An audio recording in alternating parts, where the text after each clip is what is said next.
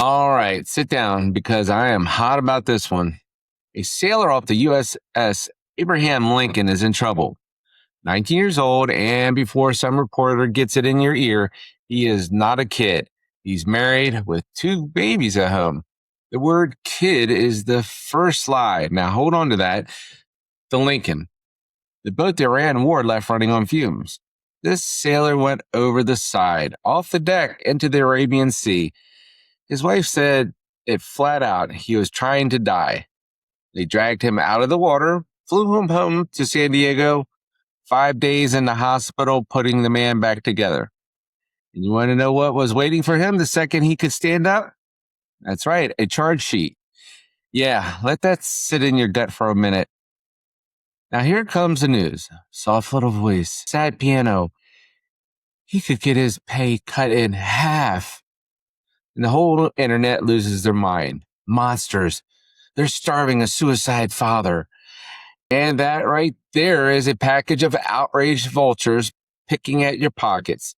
They found a grieving family and a sad story, and they are renting your anger by the click. So let old Tug turn the lights on. 2 charges, malingering and absence without leave. AWOL first. It's the stupid one. Not at your assigned place of duty. No shit. He wasn't at his duty station. He was in the fucking ocean. And then in a hospital bed. The form's got no little box for it because he tried to die, so some clerk ticked AWOL. We're coming back to that. Now the money. Part they screamed at you. Pay cut in half. Here's the truth. They prayed you wouldn't look up. This is captain's mess, non-judicial punishment, or NJP. And half your pay does not mean half your check forever. You're broke now. Good luck. It means half of 1 month's base pay for typically 2 months. Then it stops. And it's base pay only. Not your housing, not your food money. That sentence they read you like a death warrant is the same slip of paper they hand some hangover mouth breather who missed muster face down because he was still at Denny's. It ain't the guillotine, sweetheart. It's a parking ticket with a bugle. The rest of it? 45 days extra duty and 45 days you can't leave the fucking ship. He may be busted down a stripe, the most routine piece of paper in the whole damn Navy. So when a TV crew takes the most boring form in the fleet and scores it like a war crime just so you'll share it with your thumb shaking, they're not reporting, they're farming you. In that starvation story, same con. Where the shelves thin? Fuck yeah. That part's real. But the headline sells you a Navy that starves its own sailors for fun. Here's what they left out. Iran blew up the plan. Base in Bahrain hit Strait of Hormuz, too hot to sail in. So the close-in resupply just died. Now, every bean, every bar, every soap, every letter from home has to come off of Diego Garcia. 2,200 miles out, and the carrier never goes there. Supply ship loads up, steams 3 times the distance, pulls alongside in open water, and throws it across while everybody keeps working. That's not cruelty. That's a war, strangling a supply line. The misery was real. The cartoon villain they drew you was a lie. So I've been fair to the Navy, real fair. Now here is the part that should put you through the roof. Everybody is screaming about the word malingering. How dare they call a suicide an attempt fake?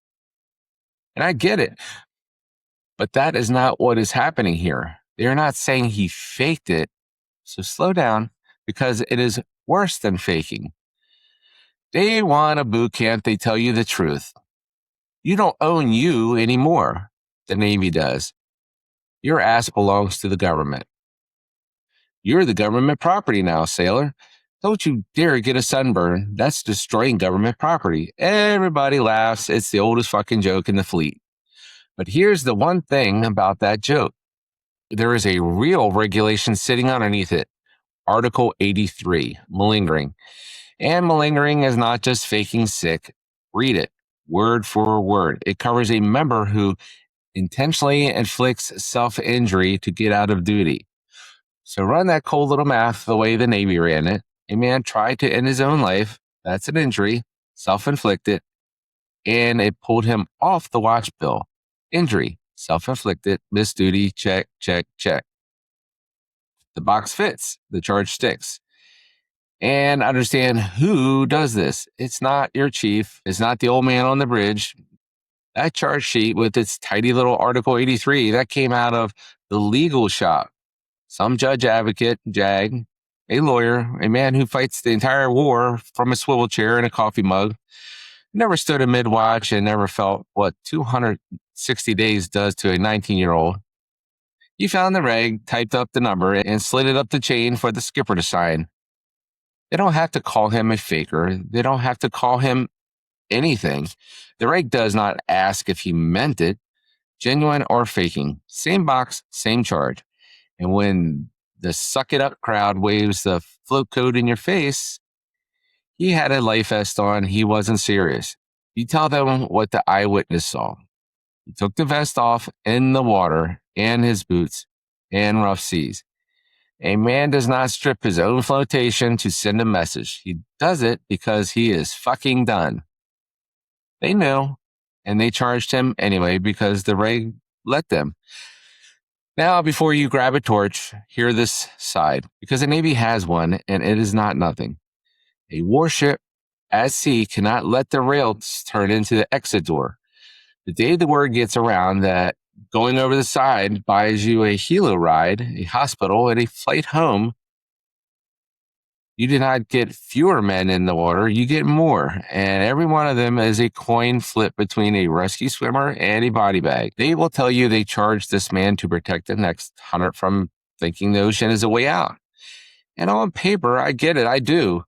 But here is where that logic drowns. Punishment only scares a man who is doing math.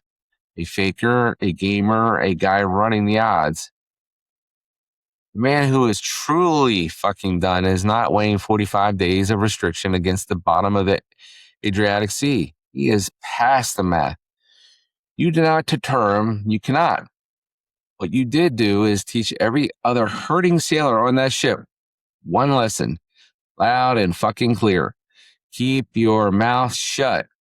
Don't tell medical. Don't tell your chief, because that one man who raises his hand and he said, "I am not okay," they stamped him and charged him. So the next one says nothing. He just goes quietly in his rack where no rescue swimmer is ever coming. You didn't stop the next jump. You just guaranteed you'll never see it coming. Now, here's the part that should keep you up tonight. There was a time in this country, the civilian world did the exact same thing. You try to take your own life, you lived, and they put you in cuffs for it, arrested, charged for surviving. And this country looked at that and finally said, that is sick. This is not justice. This is kicking a man who's already face down on the ground. So we stopped. Decades ago, the Navy never got the memo. The reg is still on the books, and this month on the USS Abraham Lincoln, somebody in that chain dusted it off and ran it on a 19-year-old father who came back out of the water alive. That is the scandal. Not a word that's spelled wrong, a rule book that still makes it a crime to survive your own worst night on earth. And here's the man under all that ink. He's 19, a 3-year-old at home, a baby girl born in February while he was floating in the Middle East, a daughter he's met through a phone screen. He raised his hand to feed those kids. That's the whole crime. He got ground down to nothing on a starving boat, and he told his chain he was drowning on the inside long before he ever hit that water. And what came down the chain? A form with malingering typed across the top. One true thing, then I'm done. The problem was never that the Navy filled out a form. Forms are boring. Forms are forever. The problem is that we built a Navy where a man tries to kill himself. The only thing that moves is a pen, where no one up the chain ever flinches anymore because they have filed this one too many times. Cite every reg in the book, counselor, but you charged a man for surviving, and you can go straight to hell in a seed bag. And if you are the one standing at the rail tonight, you listen to me. Don't give these paper pushers the win. Don't let some coward with a rubber stamp write the last line of your story. 988, then press 1 or text 838255, Veterans Crisis Line. They've heard it all and they do not flinch. You stay in this fight one more watch. Out of pure fucking spite. That's what it takes.